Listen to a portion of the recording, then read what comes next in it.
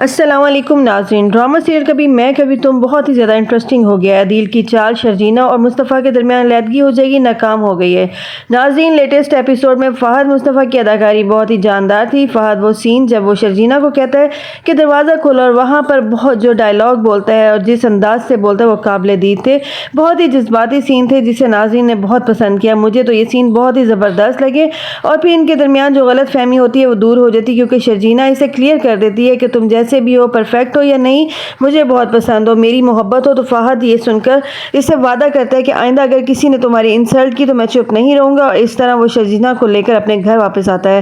اور جب شرجینہ گھر آتی ہے تو شگفتہ بیگم سے کہتی ہے کہ آ گئی ہو، تم تو بڑے نخرے سے آ گئی تھی کہ ہم تمہیں منانے کے لیے آئیں گے۔ تو مصطفیٰ یہ سن کر شرجینہ کے کاندھے پر ہاتھ رکھتا ہے اور کہتا ہے کہ ہاں، میں اسے لے کر آیا ہوں۔ یہ سن کر شگفتہ بیگم کا تو جیسے چہرہ ہی اتر جاتا ہے۔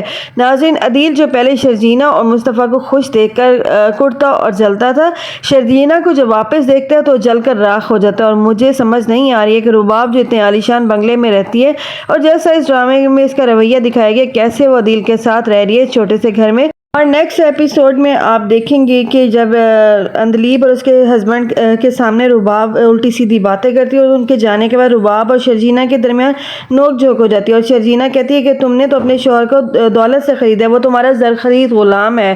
تو رباب کو یہ بات برداشت نہیں ہوتی اور عدیل کہتا ہے کہ شرجینہ، یہ تم کیا کہہ رہی ہو، تم فوراً رباب سے معافی مانگو۔ اسی لمحے مصطفیٰ وہاں آ جاتا ہے اور کہتا ہے کہ شرجینہ کیوں معافی مانگے، اور عدیل کو کہتا ہے کہ تم نے میری بیوی سے بدتمیزی کی تو کی کیسے، مجھ سے یہ سے برا کوئی نہیں ہوگا کہ تم نے اس سے بدتمیزی کی۔